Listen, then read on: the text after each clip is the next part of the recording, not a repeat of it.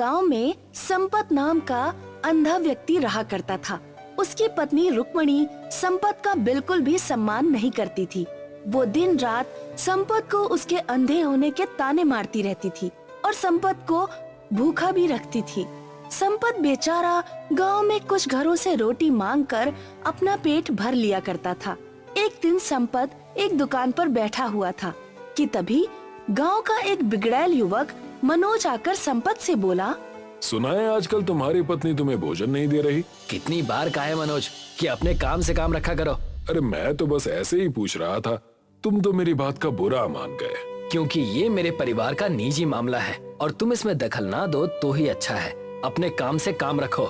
तो अपने घर के निजी मामले अपने ही घर पर रखो ना। अपनी पत्नी को कुछ मर्यादा सिखाई है या नहीं सिखाई? तुम कहना क्या चाहते हो मनोज? यही कि तुम्हारी पत्नी का चक्कर गांव के मुखिया के पुत्र राकेश के साथ चल रहा है। कल तो मैंने खुद अपनी आंखों से उन दोनों को हंसी मजाक करते हुए देखा था। राकेश तो भाभी से ऐसे मजाक कर रहा था जैसे कि वो उसकी पत्नी हो। अपनी जुबान पर थोड़ा काबू रखो। तुम जानते भी हो कि तुम क्या बोल रहे हो। तुम मेरी पत्नी के चरित्र पर आरोप लगा रहे हो। सारा गांव जानता है कि तुम्हारी पत्नी रुक्मणी चरित्रहीन है और तुम अंधे नकारा किसी काम के नहीं। वैसे एक बात बोलूं संपत भैया, भाभी का इसमें कोई दोष नहीं है। तुम्हें तो चलने के लिए भी एक लकड़ी के सहारे की जरूरत पड़ती है। भाभी ने तो तुमसे विवाह करके तुम्हारे ऊपर बहुत बड़ा उपकार किया है। तुम्हारे लिए तो यही बहुत है कि तुम्हारी एक पत्नी है, वरना इस गांव में बहुत से ऐसे हट्टे कट्टे युवक भी हैं जो बेचारे कुंवारे ही घूम रहे हैं। मनोज की बात सुनकर संपत क्रोधित होकर अपने घर आ गया और अपनी पत्नी रुक्मणी से बोला, ये मैं क्या सुन रहा हूँ रुक्मणी? तुम मुखिया के लड़के के साथ हंसी मजाक करती हो, वो भी अश्लील तरीके से। ये तुमसे किसने बोला? मनोज ने। और सिर्फ मनोज ने ही नहीं, गांव के न जाने कितने लोगों से मैं तुम्हारे बारे में घटिया बातें सुन चुका हूँ। तुम्हें शर्म आनी चाहिए रुक्मणी। तुम्हें सोचना चाहिए कि तुम किसी की पत्नी हो। अगर ऐसी ही बात थी तो फिर तुमने मुझसे शादी क्यों की? मैं तो बचपन से अंधा हूँ। तुम इस बात को जानती थी? हाँ किया था, तुम्हारी जमीन जायदाद के लालच में किया था। पर मुझे क्या पता था कि तुम्हारा नाकारा पिता वसीयत में ये लिख कर गया है कि उसका अंधा पुत्र संपत किसी भिखारी के नाम तो अपनी संपत्ति कर सकता है, पर अपनी पत्नी के नाम पर नहीं कर सकता और न ही उसे बेच सकता है। मेरे पिताजी के बारे में बुरा भला मत बोलो रुक्मणी। वो जानते थे कि मैं अंधा हूँ और लोग मेरा फायदा उठाएंगे। इसी वजह से वो इस तरह की वसीयत करके गए हैं। और वैसे भी मेरी संपत्ति का जितना भी किराया आता है उसे तुम ही रखती हो रुक्मणी, और उसमें से मुझे एक फूटी कौड़ी भी नहीं देती। यहाँ तक कि तुम मुझे धोखा देती हो, मुझे पेट भर का भोजन भी नहीं देती। गांव के दूसरे घरों से मुझे मांग मांग कर अपना पेट भरना पड़ता है। इसके बावजूद भी मैं तुमसे कुछ नहीं कहता। अरे अगर मैं इतनी ही बुरी हूँ तो चले क्यों नहीं जाते यहाँ से? रुक्मणी की बात सुनकर संपत बहुत भावुक हो गया। ठीक है रुक्मणी, मैं जाता हूँ और वापस लौटकर कभी नहीं आऊंगा। हाँ हाँ जाओ, मुझे भी तुम्हारी कोई जरूरत नहीं है। संपत बेचारा अपने घर से रोता हुआ सड़क की ओर निकल गया और एक रोड पर जाकर बैठकर रोने लगा। तभी वहाँ पर गांव का व्यक्ति बलवीर, जो कि एक ट्रक ड्राइवर था, संपत के पास आकर बोला, अरे क्या हुआ संपत भैया? क्या तुम्हारी पत्नी ने तुम्हें घर से निकाल दिया जो यहाँ उदास बैठे हो? कभी कभी मैं सोचता हूँ बलवीर भैया कि भगवान ने मुझे जीवन ही क्यों दिया, और अगर दिया तो मुझे अंधा क्यों बना दिया? अरे संपत भैया, तुम तो रो रहे हो, क्षमा करना, मैंने तुम्हारी आंखों पर गौर नहीं किया। मैं अपनी पत्नी से इतना प्रेम करता हूँ, लेकिन फिर भी मेरी पत्नी मुझे घास तक नहीं डालती। ये दुनिया ऐसी ही है संपत भैया। अगर तुम्हारी आंखें सही होती ना तो शायद तुम्हारी पत्नी ऐसा नहीं करती। अब तुम घर जाओ, रात ज्यादा हो गई है, मुझे भी ट्रक लेकर निकलना है। बलवीर भैया, मैं भी तुम्हारे साथ जाऊंगा। संपत भैया, मुझे बहुत दूर जाना है। मुझे गाड़ी का माल लेकर पंजाब निकलना है, और पंजाब यहाँ से 2000 किलोमीटर दूर है। तुम थक जाओगे। नहीं बलवीर भैया, मैं कुछ महीने अपने गांव और अपने घर से दूर रहना चाहता हूँ। कृपया करके मुझे भी अपने साथ ले चलो, या फिर तुम भी मुझे इस गांव के लोगों की तरह बोझ ही समझते हो। कैसी बातें कर रहे हो संपत भैया? भला मैंने तुम्हें कभी बोझ समझा है क्या? अरे मेरी पत्नी जब भी रात का भोजन बनाती है ना, तो मुन्ना से बोलती है कि जाकर संपत भैया को बुला ला, उनकी पसंद का भोजन बनाए। अब चलो मेरे साथ। बलवीर एक दयालु स्वभाव का व्यक्ति था। संपत बलवीर के साथ ट्रक में बैठ गया। आधी रात तक ट्रक चलता रहा। अचानक ट्रक के चारों टायर में एक ब्लास्ट हुआ। क्या हुआ बलवीर भैया? पता नहीं संपत भैया, आज तक तो ऐसा कभी हुआ नहीं। इतना कहकर बलवीर ट्रक से उतर गया और संपत भी। ये तो ट्रक के चारों टायर बुरी तरह से फट गए हैं और यहाँ पर आसपास से ट्रक भी बहुत कम गुजरते हैं। हम तो फंस गए। संपत घबराते हुए बोला। अब क्या होगा बलवीर भैया? सोचने दो संपत भैया, कोई ना कोई तो हल निकालना पड़ेगा, नहीं तो हम दोनों इस जगह पर भूखे प्यासे ही मर जाएंगे। तभी बलवीर की नजर नजदीक खड़े एक ट्रक पर पड़ी। ट्रक को देखकर बलवीर बुरी तरह से हैरत में पड़ गया। वो ट्रक रात के अंधेरे में बुरी तरह से जगमगा रहा था। बलवीर दौड़ता हुआ उस ट्रक के पास पहुंच गया। ट्रक को देखकर उसकी आंखें विस्मय से फटी की फटी रह गई, क्योंकि वो ट्रक पूरा मिट्टी का बना हुआ था। बलवीर संपत की ओर देखकर बोला। संपत भाई, मुझे तो यहाँ पर कुछ गड़बड़ लग रही है। इस तरह का ट्रक मैंने अपने जीवन में कभी नहीं देखा। मिट्टी का ट्रक ऐसे बना हुआ है मानो जैसे कि पूरा का पूरा असली हो। ध्यान से देखो बलवीर भैया, हो सकता है इसका मालिक भी इसी में मौजूद हो। पागल हो गए हो क्या संपत भैया? कोई नहीं है यहाँ पर। तो फिर ट्रक को स्टार्ट करके देखो, हमें तो बस इस वीरान जगह से बाहर निकलना है। संपत की बात बलवीर को जच गई। बलवीर ने संपत को ट्रक के अंदर बिठा दिया। उसने जैसे ही चाबी घुमाई, ट्रक स्टार्ट हो गया।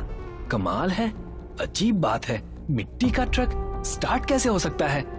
बलवीर ने गियर डाला ही था कि तभी एक बड़ा सा घेरा, जो कि दूर से बिल्कुल ब्लैक होल की तरह मालूम होता था, बलवीर के सामने बन गया और वो ट्रक अपनी फुल रफ्तार से उस ब्लैक होल में समा गया।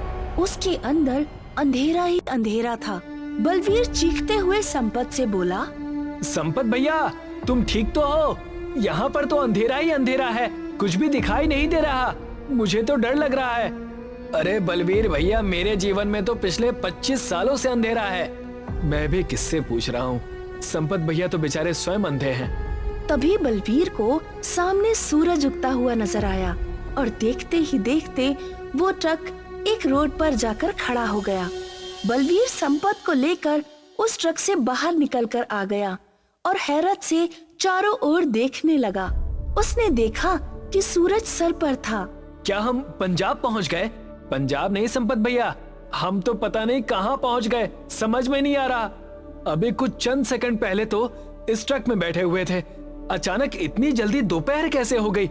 और ये कौन सा गांव है? मुझे तो कुछ भी समझ में नहीं आ रहा। लगता है हमने इस ट्रक में बैठकर बहुत बड़ी गलती कर दी है। इससे तो बेहतर हम उस सुनसान वीरानी जगह पर ही थे।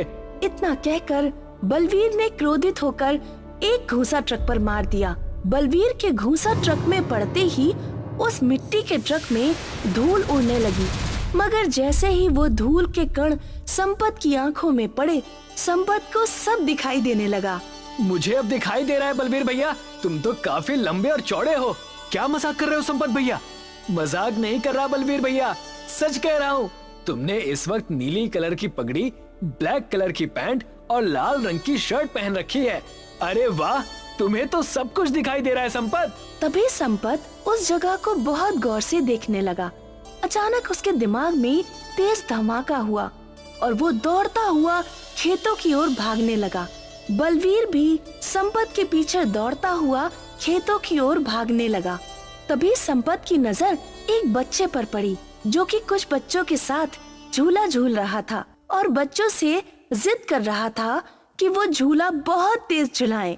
संपत ये दृश्य विस्मय भरी नजरों से देखते हुए बलवीर से बोला।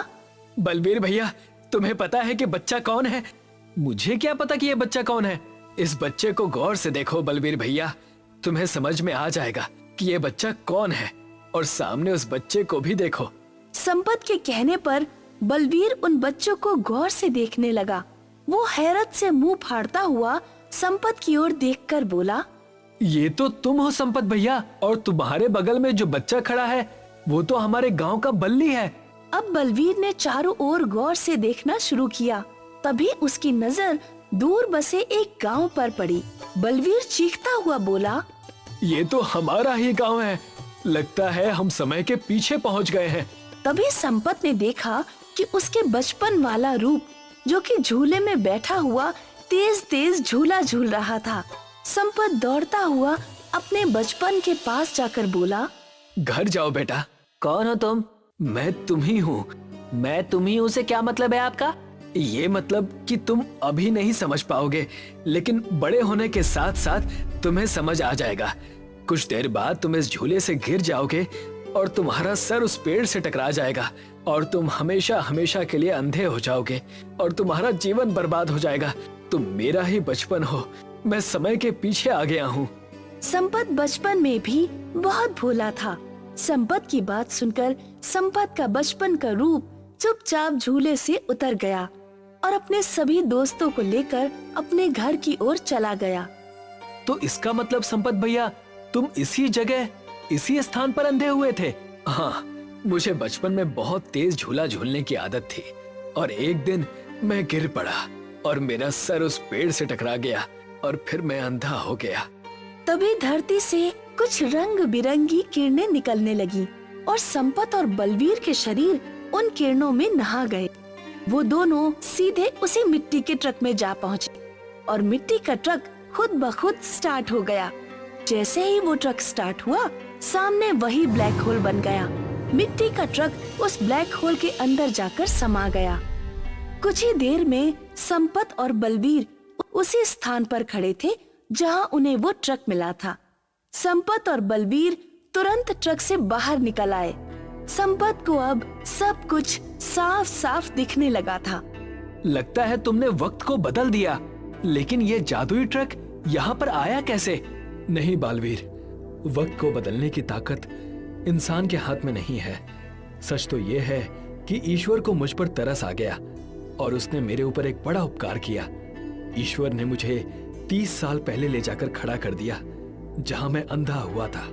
तभी उस ट्रक के अंदर से एक आवाज आई, मैं एक जादुई ट्रक हूँ, टाइम ट्रेवल वाला ट्रक। जो भी मेरे ट्रक के अंदर बैठता है वो अपने बचपन के काल में पहुंच जाता है और वो भूतकाल और भविष्य में कहीं भी पहुंच सकता है। अगर मुझे किसी और के बचपन में जाना हो और उसके भविष्य को बदलना हो तो क्या तुम मेरी मदद करोगे? नहीं, बदलाव हमेशा अच्छे नहीं होते संपत। मैं सिर्फ उन्हीं व्यक्तियों के भूतकाल में जा सकता हूँ जिनके लिए बदलाव भविष्य में बेहतर होते हैं। अगर तुम्हें किसी भी व्यक्ति की मदद करनी हो तो रात के अंधेरे में इसी जगह पर चले आना, मैं तुम्हें यहीं मिलूंगा। संपत और बलवीर अपने घर वापस आ गए। संपत की आंखों में रोशनी देखकर उसकी पत्नी रुक्मणी हैरत से बोली, अरे आपकी तो आंखों की रोशनी वापस आ गई। पता है आपको, मैंने आपको कहाँ कहाँ नहीं तलाश किया। मुझे पता है रुक्मणी कि तुमने मुझे कहाँ कहाँ नहीं ढूंढा। वैसे अभी तुम कहाँ से आ रही हो? रात भर आपका बाहर इंतजार करती रही, वहीं से आ रही हूँ। तभी संपत ने एक जोरदार थप्पड़ अपनी पत्नी के गाल पर जड़ दिया। निकल जाओ यहाँ से रुक्मणी, तलाक के नोटिस तुम्हारे घर तक पहुँच जाएंगे। मुझे तुम्हारी जैसी चरित्रहीन पत्नी के साथ और समय व्यतीत नहीं करना। तुम चरित्रहीन होने के साथ साथ एक लालची औरत भी हो। तुम रात भर मुखिया के लड़के के साथ रही हो।